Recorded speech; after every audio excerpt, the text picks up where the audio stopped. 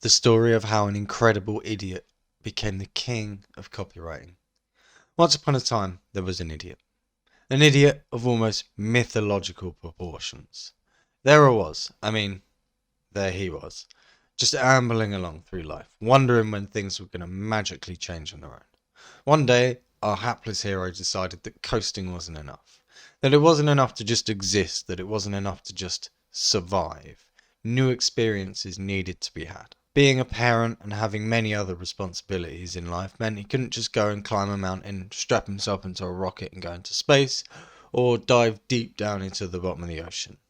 A traditional adventure may have been out of the question, but adventure of some kind was definitely needed. Something needed to change, new energy needed to be injected into his life, new enthusiasm needed to be found.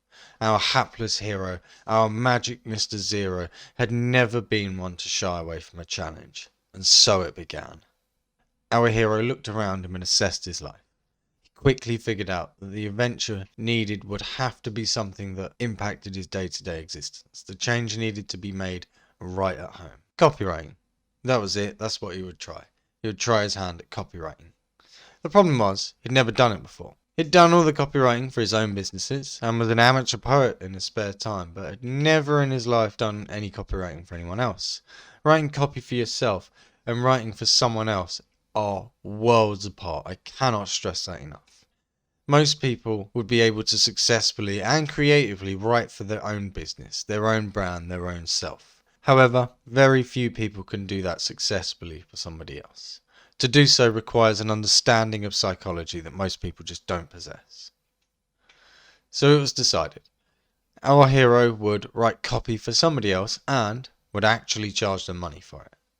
Our hero was happy with this plan, not because he was confident that he could do it, but because he was confident that no one would take him up on the offer. He put together a quick and dirty post for Facebook and LinkedIn. I'd love to write some copy for your business, would you let me? That was what he put online. And that was it. He put that out expecting nobody to read it, let alone actually respond. Like most people, our hero does not enjoy being wrong, and this was definitely one of those times. The floodgates opened. People were practically biting his hand off to take him up on the offer. Our hero was feeling less than heroic as he considered running away and ignoring every request that came through, to nail the door shut and stitch the curtains closed. Our hero gave himself a quick talking to, then looked at the different options presented to him and picked a project that was for somebody who worked in a field that he'd never had any previous involvement with. After an initial call to figure out the specifics of the project, our hero got to work. Over the course of the next few days, he wrote the piece, edited it, then fussed over it endlessly. It was finished, but he wasn't happy with it. He was unsure whether it was good enough, despite it saying what it needed to say and how he felt it should say it. The deadline approached. It was time to send the copy to the client.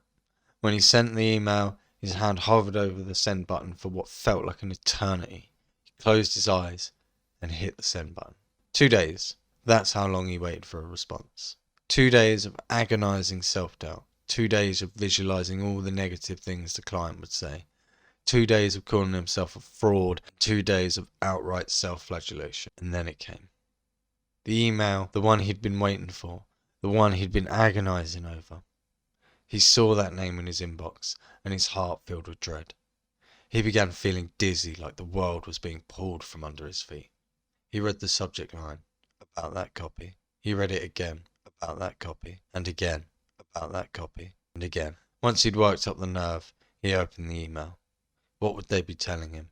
Would they be telling him that he'd ripped them off? Would they say that the content would be no good? Would they tell him to bin it and start again?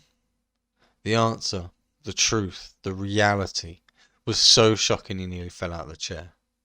The email was one line, just one. One line comprised of very few words.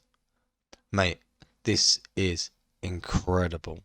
As I'm sure you guessed, the incredible idiot, our hapless hero, was me. Since that day, I've written copy for some of the biggest companies on earth. I've had a hand in selling millions of pounds worth of products and services through copywriting and ghostwriting. I've met some incredible people, been to some incredible places, and experienced some incredible things.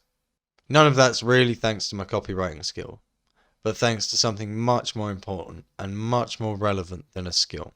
What has taken me to these places and allowed me to meet these people is my mindset. I abhor stagnation and boredom. I will always seek new experiences.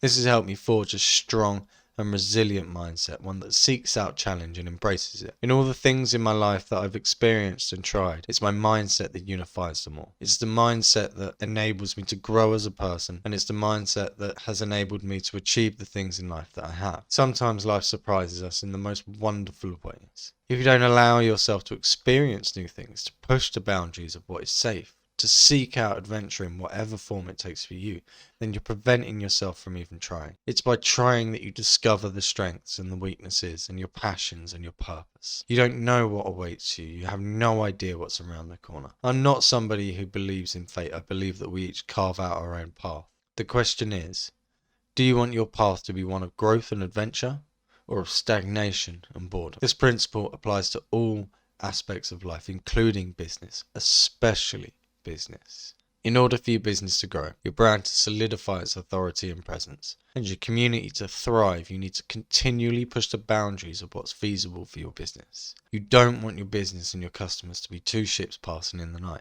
Your customers are on a journey of exploration and adventure. This is how you lock in with them. This is how you share the journey. This is how the journey becomes an integral part of what holds your world together. In this video, I shared with you something at the heart of everything I do. Every action I take is guided by this concept. Everything I've ever achieved in life, good or bad, has come as a result of this mindset. It's come as a result of seeking out adventure and new experience. It has been the catalyst for what is proving to be an exciting and life-changing career choice. It has been the driving force behind my quest to never be bored with life. This mindset is why the business has grown the way it has and will continue to grow rapidly in the future.